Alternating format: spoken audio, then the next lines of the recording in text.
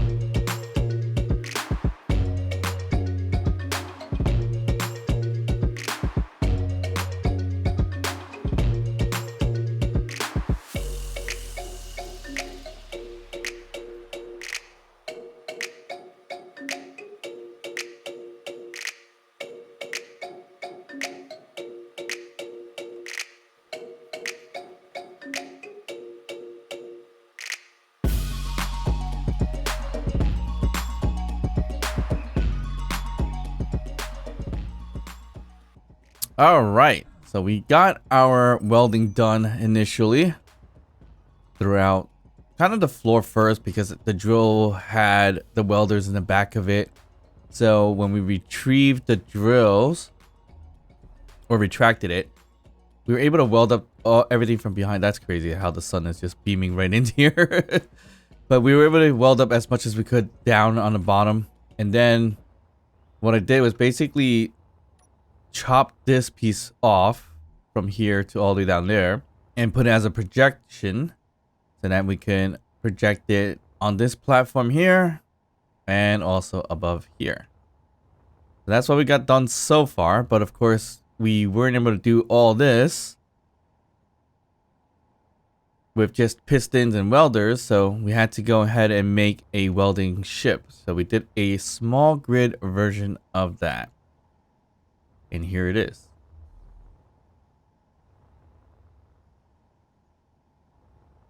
All right, so it's an ion thruster welding ship. It's based off of the regular saddle, not the 2 wide saddle. There's a 3 wide saddle. When I say wide, I mean by light armor blocks. Attached to it is 2 welders, 2 hinges, conveyor, tubes, large cargo container for small grid, 2 batteries here, a connector, and a collector. And only because we wanted to do some kind of panhandling type of situation there.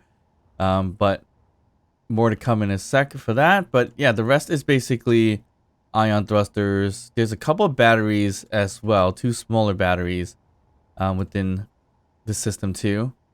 And once this thing gets too filled up, it's fairly hard to maneuver, so I did have to put in a large forward thrust or backward thrust actually, so that way it can be a little bit more careful about falling forwards or whatever the case is. But yeah, 1 large thruster, everything else regular small thrusters, all ion thrusters, all different mix of thrusters. So you have the sci-fi one, you have the industrial one, I think it was called, what was it called, the warfare one. We have 1 normal one, or not normal, regular one over there. But yeah, so other than that, we do have event controllers here. We have 2 of them because that's going to control our lights.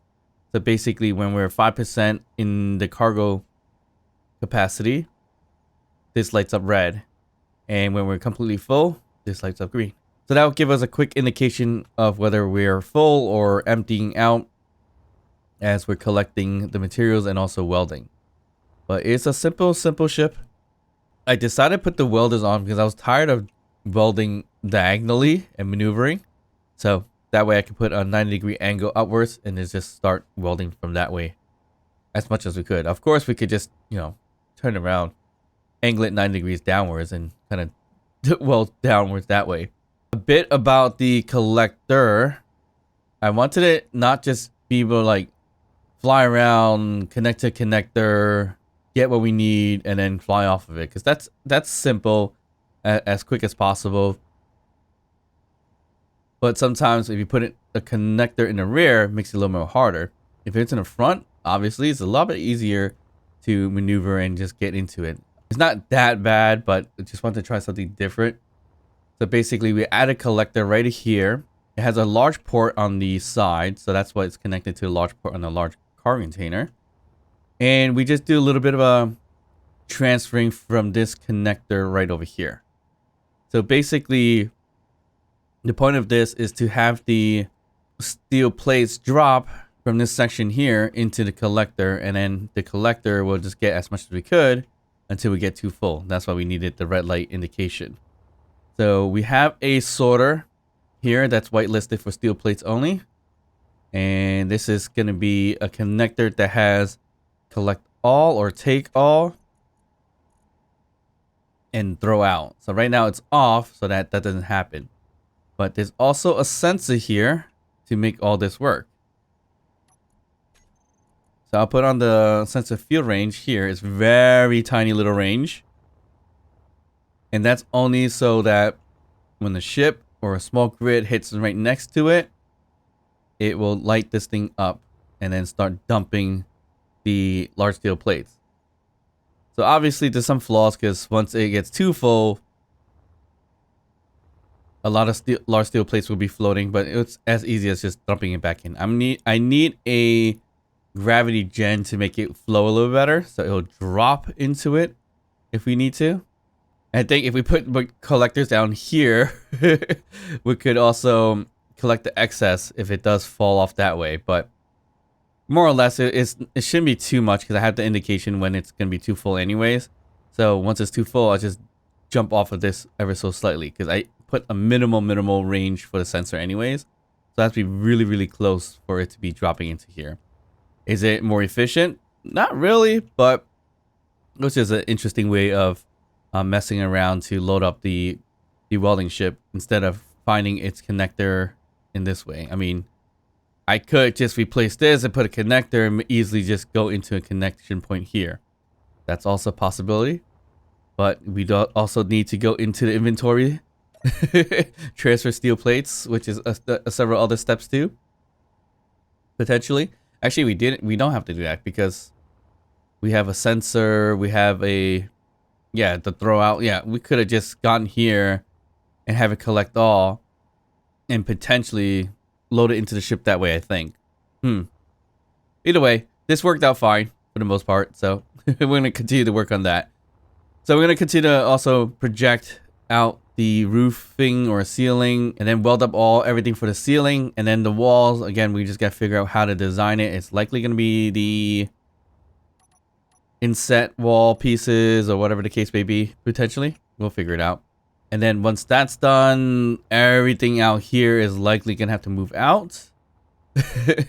So then we put them in their dedicated spaces because we will probably end up keeping the forward wide open like this, but these are probably going to be more or less our rooms that we put like car containers, refineries, things like that, if need be. I mean, if anything, we could drill through these little walls too, if we really have to. I doubt we do, but that's a potential thing we can do. Other than that, I'm trying to do a bit of kind of like a simulating the asteroid by using steel plates and everything like that, or light armor blocks. So what I mean by that is basically this whole opening, I'm planning to do some kind of light armor block variations like this. So maybe not like the whole entire thing, but maybe from up here and maybe in the middle and then down here. It's like a 3-banded thing. And just wrap it around the asteroid, kind of like a simulating it into each point. So we're going to wrap it from this point all the way around this way into the next point right over here. This one's a lot further, but I think that'll be a nice design to the asteroid if we connect it that way. And that way we could also put in solar panels on each side and everything like that, just kind of like the sun. Because we did identify a dead spot. So there is technically a dead spot right around here. Pretty much where we are now is almost a dead spot. Right now we're good, but the sun does travel this way. And when it travels this way, kind of similar to where I am now, it's a bit of a dead spot for the sun. And you probably could see that a little bit in the time lapse when we lost power. But once we lost power, I just turned on the hydrogen engine and that kind of worked out to get more power from there. Which I think we just drained all our ice and everything like that too. So that's unfortunate. But yeah, we are welding now, and hopefully we'll get the next welding piece done as soon as possible. And then let's get designing the base or station. So if you guys enjoyed this episode, please like and subscribe. Don't forget to drop a comment down below, even to just say hi. And of course, I'll see you guys next time. Bye.